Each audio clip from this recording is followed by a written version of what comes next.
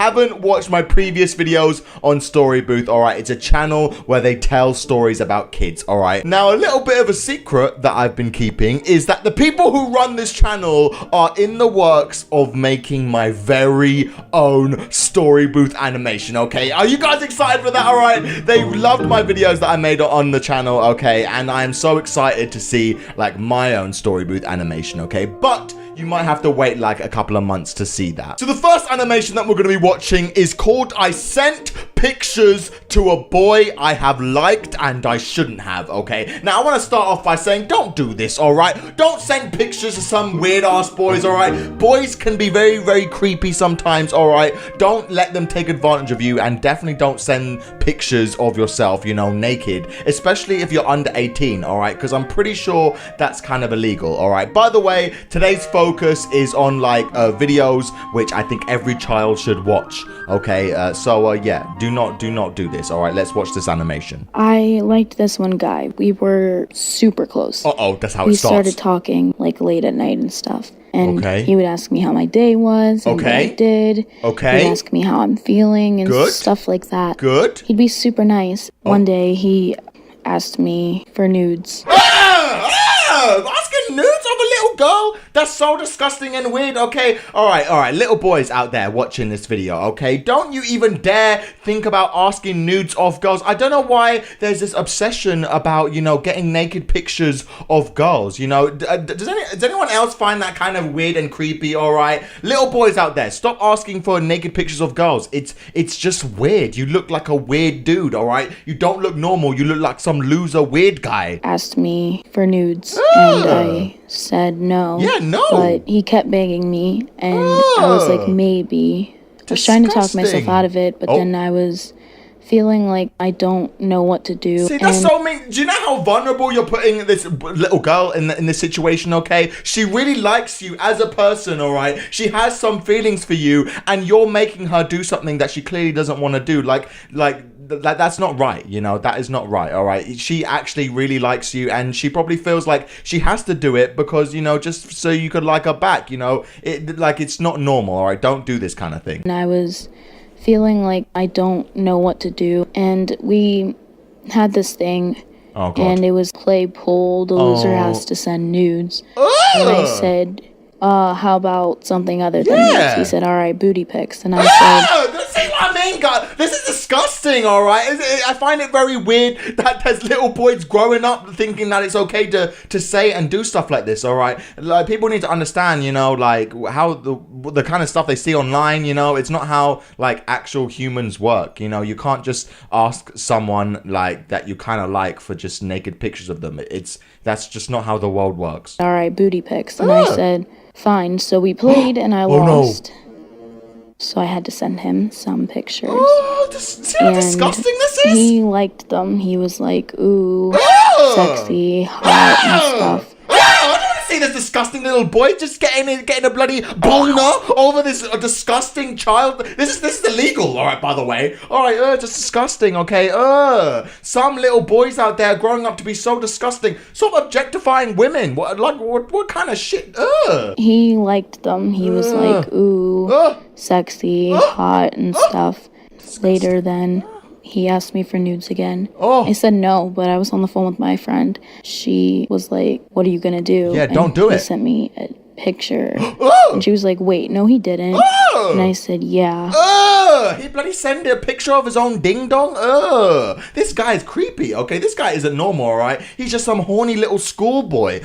This guy's creepy. Do not talk to people like this, all right? If you're a girl out there and some guy's like saying this shit, he's a creep, and just leave him alone, all right? He is not good news. He sent me a picture. And she was like, wait, no, he didn't.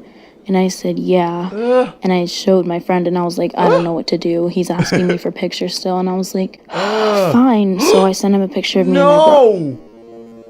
And then he was like, take the bra off. So I did, and I put my hands over my boobs. And he said, send it without your hands. And I put emojis. And then he was like, take the emojis off. And I was like, fine. I did. And he was like, ooh la la. I'll grab your butt and stuff at school if you keep sending them to me. And I was like, you know what? I want to go to bed. Good night. disgusting. A month later, my mom found out that he sent me that because my friends were talking about it in the car, and she heard it. So then we had to talk about it with my therapist. She was like, "Did you send him it back?" And I was like, "No," because I kept lying because I was like, "I don't want to." But then my mom threatened to take it up with the school district and like tell on him and say, "This is child pornography. You better look up his picture and say like, oh, he did send it and like he should get punished for it." And I was like, "Mom, you can't do that." And she was like, "Why did you send it back?" And I was like, "If I did, would you be mad?" She said no. And I started crying and I poured down tears and I told her the truth that I did. And she just hugged me, and she said, "Look, it's going to be all right. But you know you can't do that again." And I got grounded for a long time. Oh, man. And I never did anything like that again.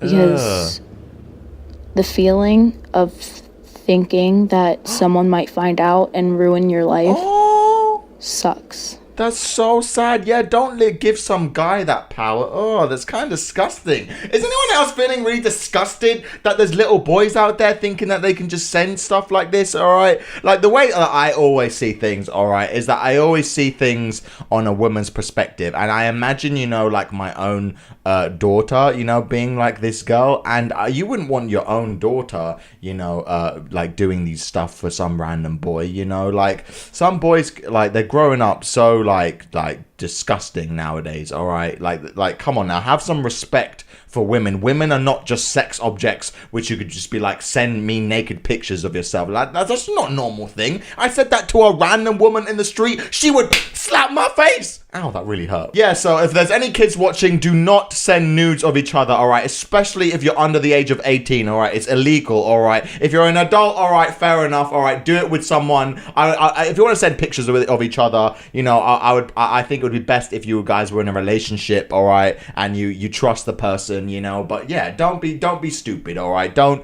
be taken advantage of, all right, guys? All right, this next animation that we're going to be watching is called People Made Fun of My Body in a Bikini. And like, just to read the title of this video, it pisses me off, okay? Why would you make fun out of anyone's body shape? You know, like, come on now, we're all insecure about something, all right? So why would you point like someone's shortcomings out? You know, just like I don't care what anyone else's body looks like. So why would you make someone else feel bad? You know, that's such a horrible thing. Why would people do that? Let's watch this animation and find out. I've never been okay with my body. I had stretch marks on me. Well, I still do, because I was super skinny and then I added a lot of weight and I just have stretch marks everywhere. I've always been insecure. Oh, that's so sad. Yeah, that happened to me actually. Like I was super skinny, then I went super fat, and then I kind of lost weight again. Look, you can even see some of my stretch marks on my arms. You know, it's quite visible. Yeah, having stretch marks is like, I've never been ashamed of it, you know, because, you know, it's just marks on my body. I don't really care, you know. But yeah, for a woman, you know, like I can imagine it being quite different, you know. And yeah, people are insecure about different things, you know. My friends drove somewhere and I went with them and I was like, "Oh my god, where are you guys going?" Yeah, where are you going? Like, "Oh, we're going to a beach house." I was like, beach? "I don't have a swimming suit, I don't have a towel, I don't have goggles." So my friend was like, "Calm down, they're gonna buy some at the store." We came back and some of them were in their bathing suits, some of them were laying on the sand, and we were like, oh, you didn't buy any for us? Yeah. And she was like, "Oh yeah, we totally did." So she threw a bathing suit at my friend Trina, and then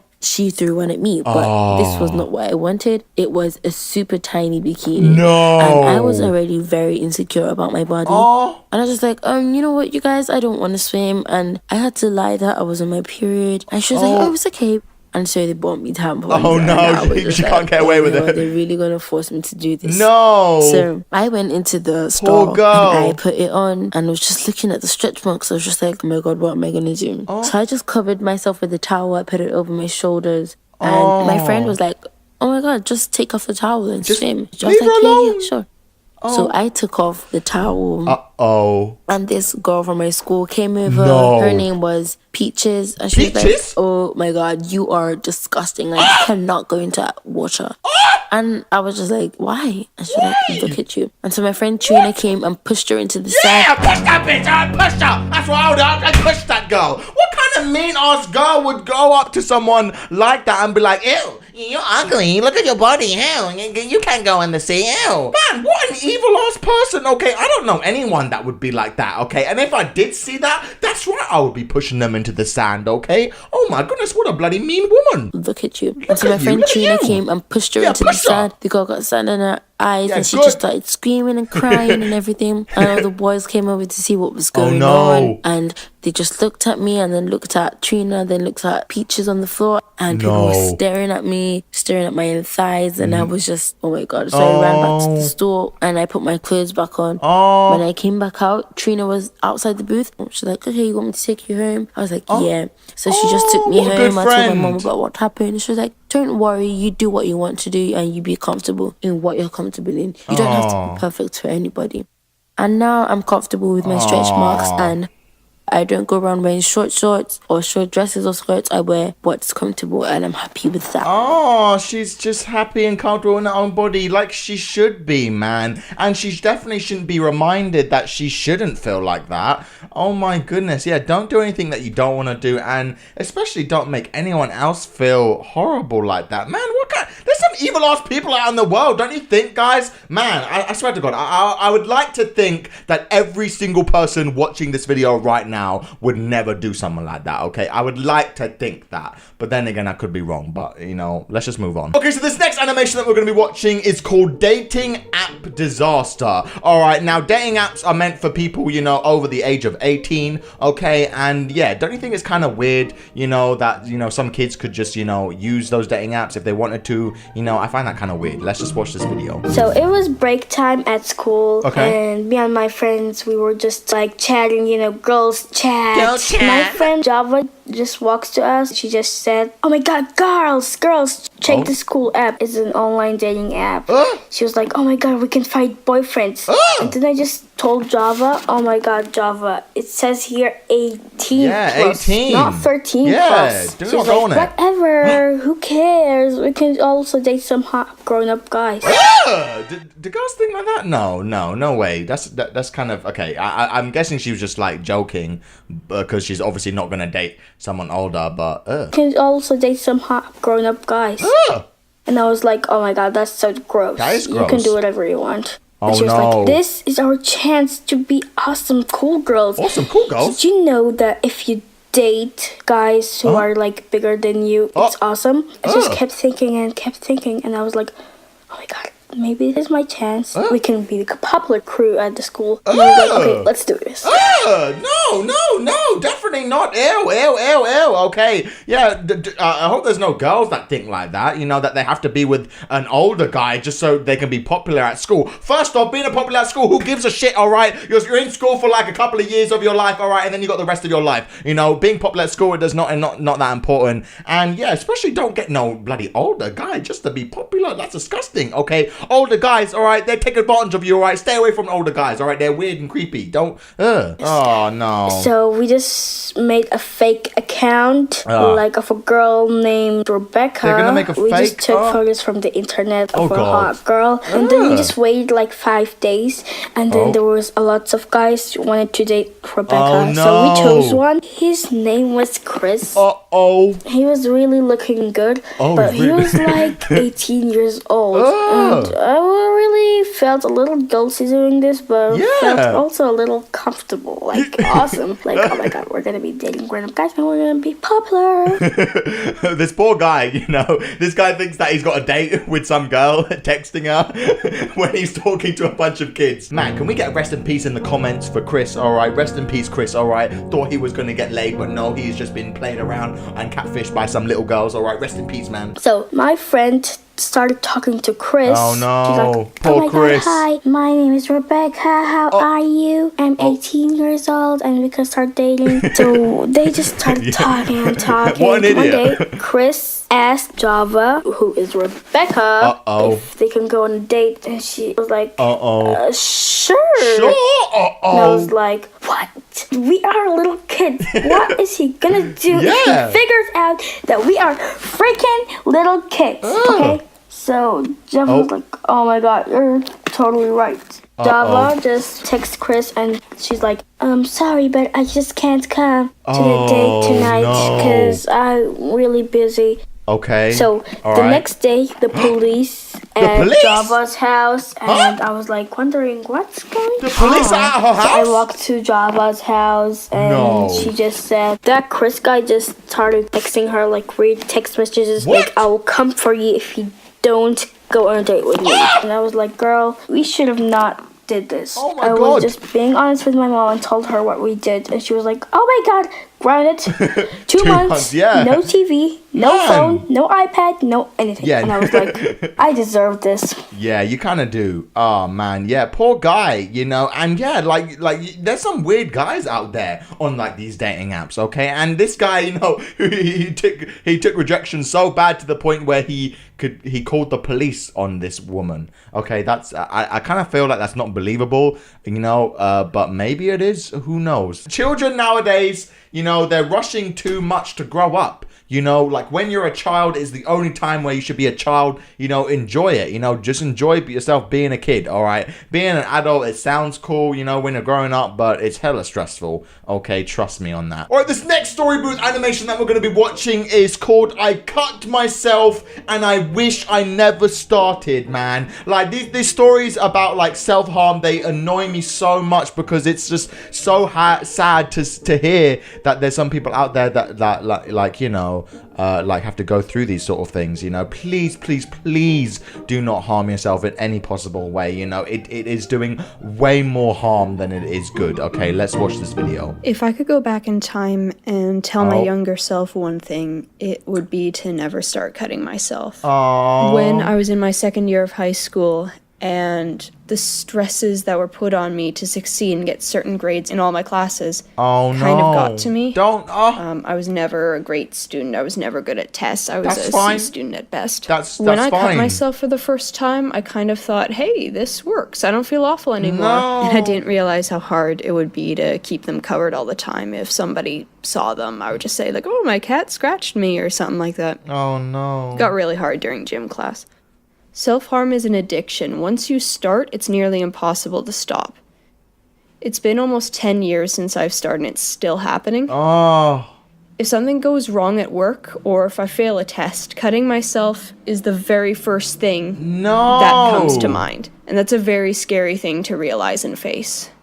A few years ago, my parents found out what I was doing, and my mom yelled at me saying that she didn't bring me into this world for me to cut myself up. Hearing that kind of made me face myself and realize, like, what I was doing is not only harmful for me, but harmful for everyone around me. Oh my God, that's so sad. See, this is the kind of thing that I'm talking about, you know, like you felt the pressure on your grades from your parents or any reason, you know, like why you can't keep up in school. But like at the end of the day, your parents, like they don't want you to be hurting yourself. Like imagine if you told that to your parents, you know, like that's the worst thing for a parent to hear, you know, like do not put your parents through that, you know, that's mean and horrible, man. I've always been ashamed of this harmful habit, but you know what? I'm doing my best to get better and stop. Good. It's just difficult when the smallest thing can land you right back into that headspace. Oh no. I still have the scars, and looking at them is very painful, but scars fade eventually.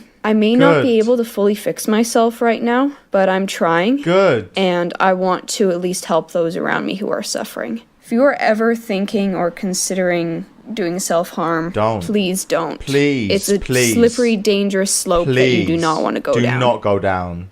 Please talk to someone, talk to a loved one. Yes. Get help. Just don't start. Yes, just don't start. Oh my God, that's horrible. Jesus Christ. These stories, they're such heartbreak for me, okay? Because it's like the saddest thing ever for me to imagine this poor girl. You know, what a sad story, man. Yeah, please do not even start it, you know? Like, it's horrible. Like, even the thought of it makes me, like, cringe, and it makes me feel so sad, you know? Like, I'm sure, like, 99.9% of you guys would never even think about doing something like this, you know? But, you know, for the people out there who are going through hardships in their life, you know, like it does pass, you know, these bad things. You have to stay strong for yourself, you know, like, you know, I've said this before in previous videos, you know, life will try and knock you down, you know, you need to keep getting back up, you know, like do not take the easy route, you know, and give up and do stuff like that. You know, it's not good. All right, now it's time for our last story booth animation that we're probably gonna do forever. All right, but this animation is called "I Was Scared of the Man Sitting Next to Me on an Airplane." It looks like it, you know, and you know, I hate people that discriminate, you know, just by looking at someone, you know,